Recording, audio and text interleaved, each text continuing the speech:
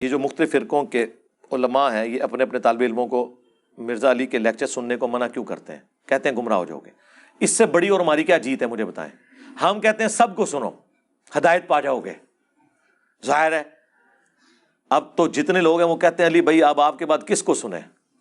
نہ آیت کوئی بیان کر رہا ہوتا ہے نہ حدیث بیان کر رہا ہوتا ہے۔ تو اب میرا صبر دیکھیں کہ میں کیسے جمعے کی نماز پڑھتا ہوں گا کسی امام کے پیچھے جو کہانیاں کراتا ہوگا، الٹا میرے خلاف تقریر کر رہا ہوگا۔ تو میرے اندر بڑا حوصلہ ہے، میں امام حسین کو یاد کر لیتا ہوں، ٹھیک ہے نا۔ میرے ماں باپ امام حسین کے ماں باپ سے تو افضل نہیں ہے نا۔ انہوں نے تو اپنے سامنے حضرت علی پہ سب و شتم سن کے بھی انہی اماموں کے پیچھے نماز پڑھی ہے کہ ٹھیک ہے حکم ہے کہ حکمرانوں کے پیچھے نمازیں پڑھنی ہیں، ہمیں بھی کوئی فرق نہیں پڑتا۔ اچھا آپ سمجھ رہے ہوں کہ میں ایکٹنگ کرتا ہوں، مجھے جینوئنلی کوئی غصہ نہیں آتا، اور میں اس کے اوپر اپنے آپ کو کریڈٹ نہیں دیتا، اللہ تعالیٰ نے مجھے ایسا کر دیا ہے الحمدللہ کہ مجھے واقعی کوئی غصہ نہیں آتا، ایک رتی برابر نہیں آتا، بلکہ میں بعض اوقات تو اپنی ہنسی بڑی مشکل سے کنٹرول کرتا ہوں۔ صحیح بات ہے۔ اور جو اندر لڈو پھوٹ رہے ہوتے ہیں کہ میری دعوت صحیح ٹارگٹ پہ لگی ہے اسی لیے ان کی چیخیں نکل رہی ہیں، مجھے خوشی ہوتی ہے کہ واقعی صحیح جگہ بات پہنچی ہے۔ غم کس بات کا یار، اللہ کے بندو جب یہ کام کرنا ہے تو اس کے ساتھ یہ چیزیں جڑی ہوئی ہیں۔ اگر دعوت لانچ ہوئی ہے تو بدر و احد جڑی ہوئی ہے۔ ہاں صرف یہ نہیں ہے کہ کعبے میں کھڑے ہو کے تو آپ نے جو ہے وہ 8 رکعت کے اندر جو ہے ایک سپارہ پڑھ لینا ہے حضور کے پیچھے، ہاں صرف یہ نہیں ہوگا۔ ہاں یہ رات کا قیام ہے، دن کا قیام ابھی باقی ہے۔ حضور کا بھی رات کا قیام بہت آسان تھا، ہاں مشکل تھا دن کا قیام، اسی لیے پھر آیا یا ایھا المدثر قم فانذر، اٹھ اور اب ڈر سنا۔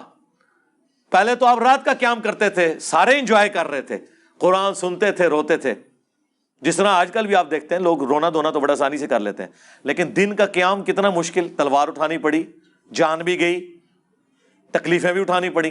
دن کا قیام، یہ دعوت و تبلیغ کا کام دن کا قیام ہے۔ دن کا قیام بہت مشکل ہے، رات کا قیام آسان ہے، تو لہذا صبر کریں، کوئی مسئلہ نہیں ہے۔ تو وہ کہتے ہیں کہ جی باقی تو منع کرتے ہیں، ہم اس لیے منع نہیں کرتے میرے بھائی کہ ہمیں پتہ ہے کہ جس کو بھی سنے گا نا اسے اور پتہ چل جائے گا کہ واقعی یار یہ تو کہانیاں کراتے ہیں۔ آپ مجھے بتائیں اگر مصباحی صاحب حفظہ اللہ نہ ہوتے، میں کہاں سے کوئی بندہ لے کے آتا جو کہتا کہ انجینئر محمد علی مرزا کو کیا پتا کہ بابا کیا ہوتا ہے؟ بابے کا ایک اپنا ہی وکھرا جہاں ہوتا ہے، ہاں اس کا ایک اپنا ہی جہاں ہوتا ہے، اور اس کی باتوں میں بھی نہیں آنا آپ نے۔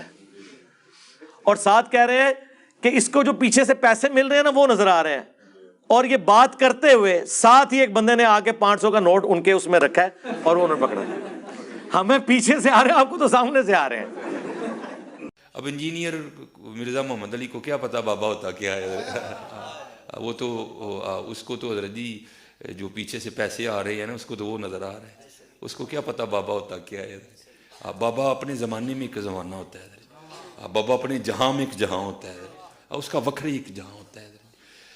یہ اس کو نہیں پتا اور نہ اس کی باتوں میں آنا ہے انشاءاللہ۔ میرا ارادہ بن رہا ہے کیونکہ اب وہ ہمارے بابوں کی طرف آ رہا ہے اور ہم نہیں اپنے بابوں کی برداشت کر سکتے۔ منوس تجھے کیا پتا بابے ہوتے کیا ہیں؟ تجھے کیا پتا باجزید کہتے کس کو ہیں؟ تجھے کیا خبر جنید کس ہستی کا نام ہے حضرت؟ اس لیے اس کی بات بھی نہ سنا کرو حضرت، وہ بھی دل میں شک ڈال دے گی حضرت۔ اور انشاءاللہ بس میں توفیق مانگ رہا ہوں اپنے اللہ سے، بڑی جلدی میں نے انشاءاللہ اس کا ارادہ شروع کرنا ہے۔ ایمی بکواس کر رہا ہے اپنے کمرے میں بیٹھ، یہ کیا ہوا؟ تیرا کمرہ، تیرا کیمرہ، تیرے ہی لوگ، تیری کتابیں، تیری باتیں، کسی دن ہمیں بھی بلا نا، تو اسی طرح لائیو چلا نا بھائی، تیری اپنی دنیا، تیری اپنی باتیں، یہ کیا حضرت ہوا؟ اس لیے میرے دوستو آپ بھی تھوڑا آپ بھی دیکھو نا حضرت، وہ کیا بھائی اگر وہ اتنا ہی حق پہ ہے تو کیوں ڈرتا ہے؟ ہم نہیں گنے لے کے جائیں گے اور ہمیں گن کی لوڑ ہی نہیں، ہم تو درود والے ہیں حضرت، ہم نہیں برود والے حضرت، ہمارا درود ہی ہمارا برود ہے حضرت، ہمیں نہیں لوڑ کوئی بھی حضرت، ہم نہیں برود والے حضرت، ہمارا درود ہی ہمارا برود ہے حضرت، ہمیں نہیں لوڑ کوئی بھی حضرت، بلائے نا حضرت اگر وہ اتنا ہی سچا ہے۔ اگر اصل میں لوگوں کا بھی تھوڑا مزاج بن گیا ہے کہ باطل کو جلدی تسلیم کر لیتے ہیں حضرت، بات اتنی جلدی نہیں ہے حضرت جی۔ اگر چلو 100 نکال دیا تو کیا 1300 سالوں سے دنیا باطل پہ تھی، آج تو حق والا جم پڑا ہے، تجھے کیا نظر آ گیا الو کے پٹھے؟ تو بہرحال یہ جو ہے نا کتابیں پڑھا کرو ذرا جی، خود دیکھا کرو کہ ہمارے بڑے تھے کیا ہے. اور آپ کیا سمجھتے ہیں جب یہ آپ جملے بولتے ہیں تو مجھے ڈسکریج کر رہے ہیں؟ عام آدمی پہ جب جھوٹا الزام لگتا ہے نا تو ڈسکریج ہوتا ہے. میں خوش ہوتا ہوں کہ یا اللہ مجھے تو پتا ہے نا مجھے پیچھے سے کوئی پیسہ نہیں آ رہا، اس کا مطلب میں واقعی حق کے اوپر ہوں، میری تو ایمان میں اور اضافہ ہوتا ہے. آپ کیا سمجھتے ہیں اس کی وجہ سے میں ڈسکریج ہو جاؤں گا؟ اور پھر دیکھیں کس طرح انہوں نے بے دھڑک الزامات وہ لوگ لگا رہے ہیں جن کو سعودیہ سے فنڈنگ آتی ہے. ہمیں کہتے ہیں ان کو ایران سے فنڈنگ آتی ہے، جسے ایران سے فنڈنگ آتی ہے وہ کہتے ہیں اسے سعودیہ سے فنڈنگ آتی ہے. کہنے جی وہ ٹرکاں دے ٹرک سعودیہ والے نے پمفلٹ بھیجے سن، ادو تک 5B نہیں سی نہ آیا تو سعودیہ دے کھاتے چ پہ کے میرے توحید والے اور نماز والے پمفلٹ ہوں پتہ لگ گیا جے. ایک کیسا بندہ ہے جنہوں سعودیہ بھی فنڈ دے رہا ہے اور ایران بھی فنڈ دے رہا ہے. ٹھیک ہے، وہ حقیقت ٹی وی والوں نے جب انٹرویو کیا تو انہوں نے مجھ سے پوچھا جی آپ پاس کون سا فون ہے جی آپ پاس؟ خدا، یہاں تو ایک مولوی ہے جو اب میں نام نہیں لیتا، وہ اشارہ بھی نہیں کرتا ورنہ آپ پہنچ جائیں گے، اس کے پاس کچھ لوگ گئے، انہوں نے کہا جی انجینئر صاحب کے پاس تو ویگو ڈالا ہے. وہ انہوں نے چھپا کے رکھا ہوا ہے. بھائی چھپا کے رکھنا ہے، میں عثمان بھائی کے والے نہ کروں جو بیچارے روزانہ جو ہے وہ مٹیریل اپنا لوڈ کرواتے ہیں اس کے اوپر رکشوں کے اوپر، میں ان کے حوالے کروں کہ مٹیریل لوڈ کرو تے غریب لوگوں جناب تسی تقسیم کرو، نو پرافٹ نو لاس ہوتے. خدا دا نا جے کہانیاں بنائی ہوئی ہیں.